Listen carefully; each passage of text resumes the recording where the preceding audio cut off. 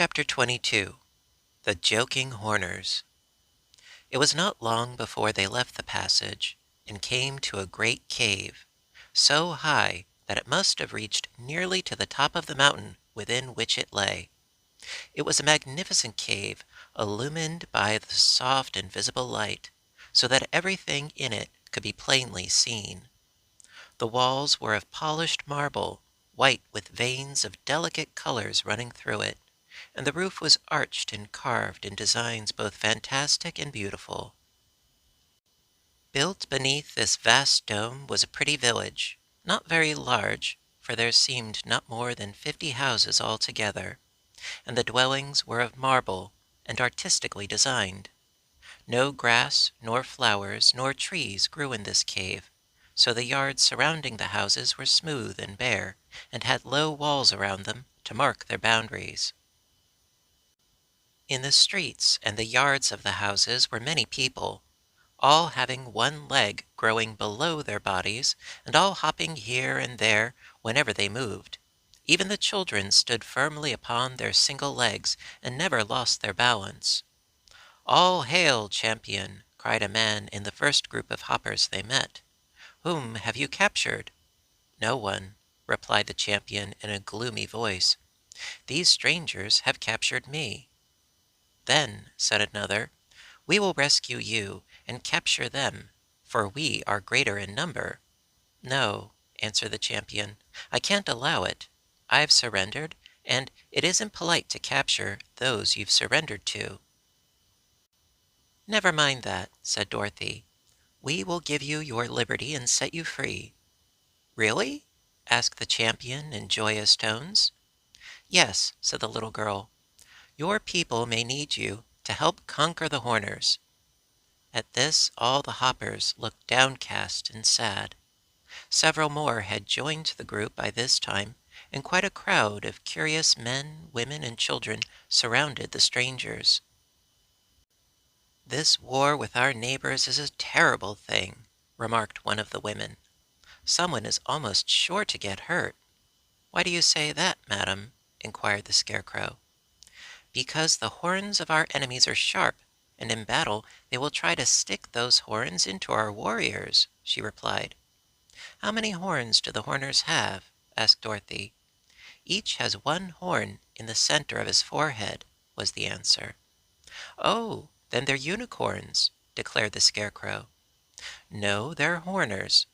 We never go to war with them if we can help it, on account of their dangerous horns.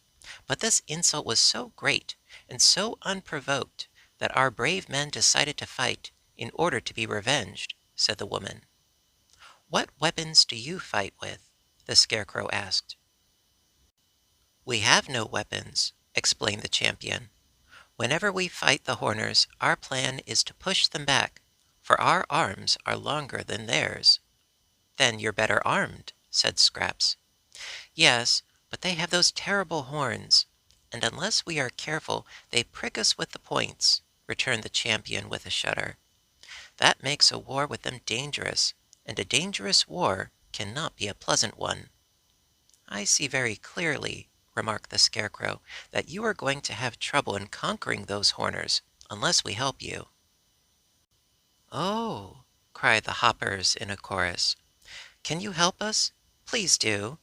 We will be greatly obliged. It would please us very much." And by these exclamations the Scarecrow knew that his speech had met with favor. "How far is it to the Horner country?" he asked. "Why, it's just on the other side of the fence," they answered, and the champion added, "Come with me, please, and I'll show you the Horners." So they followed the champion and several others through the streets, and just beyond the village came to a very high picket fence built all of marble, which seemed to divide the great cave into two equal parts. But the part inhabited by the Horners was in no way as grand in appearance as that of the Hoppers. Instead of being marble, the walls and roof were of dull gray rock, and the square houses were plainly made of the same material. But in extent the city was much larger than that of the Hoppers, and the streets were thronged with numerous people who busied themselves in various ways. Looking through the open pickets of the fence, our friends watched the Horners, who did not know they were being watched by strangers, and found them very unusual in appearance. They were little folks in size, and had bodies round as balls, and had short legs and arms. Their heads were round too, and they had long pointed ears, and a horn set in the center of the forehead. The horns did not seem very terrible, for they were not more than 6 inches long, but they were ivory white and sharp pointed, and no wonder the hoppers feared them.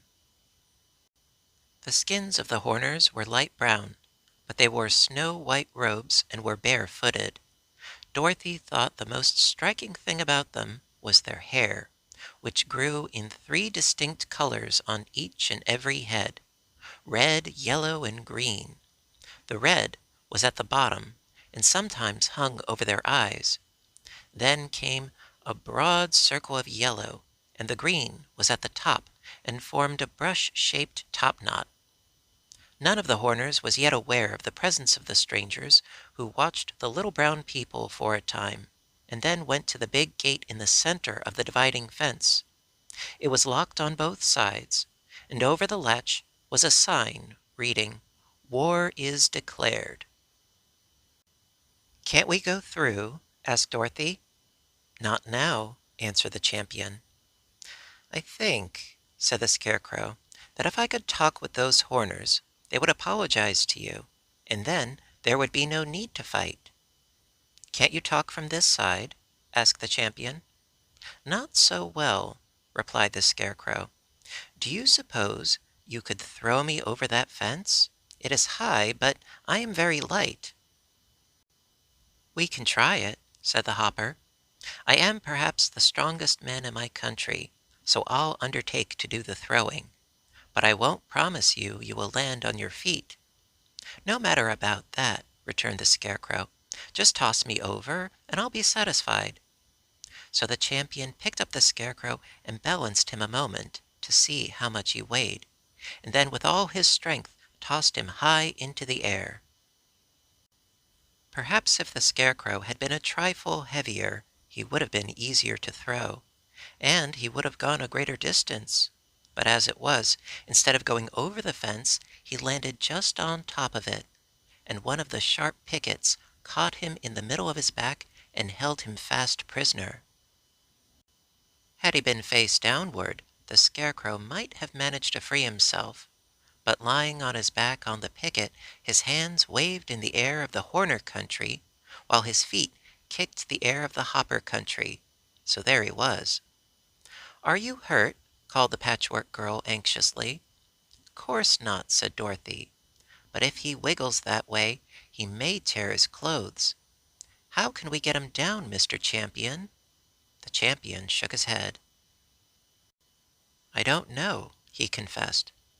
"If he could scare Horners as well as he does crows, it might be a good idea to leave him there."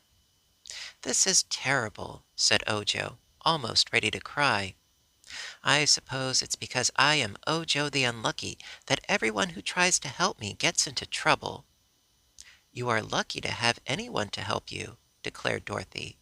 "But don't worry, we'll rescue the Scarecrow. Somehow." "I know how," announced Scraps. "Here, Mr. Champion, just throw me up to the Scarecrow. I'm nearly as light as he is, and when I'm up on top the fence, I'll pull our friend off the picket and toss him down to you." "All right," said the champion, and he picked up the Patchwork Girl and threw her in the same manner he had thrown the Scarecrow. He must have used more strength this time, however, for Scraps sailed far over the top of the fence, and without being able to grab at the Scarecrow at all, tumbled to the ground in the Horner country, where her stuffed body knocked over 2 men and a woman, and made a crowd that had collected there run like rabbits to get away from her. Seeing the next moment that she was harmless, the people slowly returned and gathered around the Patchwork Girl, regarding her with astonishment. One of them wore a jeweled star in his hair, just above his horn, and this seemed a person of importance. He spoke for the rest of his people, who treated him with great respect. "Who are you, unknown being?" he asked. "Scraps," she said, rising to her feet and patting her cotton wadding smooth where it had bunched up. "And where did you come from?" he continued. "Over the fence. Don't be silly. There's no other place I could have come from," she replied. He looked at her thoughtfully. "You are not a hopper," said he, "for you have 2 legs. They're not very well shaped, but they are 2 in number. And that strange creature on top of the fence, why doesn't he stop kicking? Must be your brother, or father, or son, for he also has 2 legs." "You must have been to visit the wise donkey," said Scraps, laughing so merrily that the crowd smiled with her in sympathy.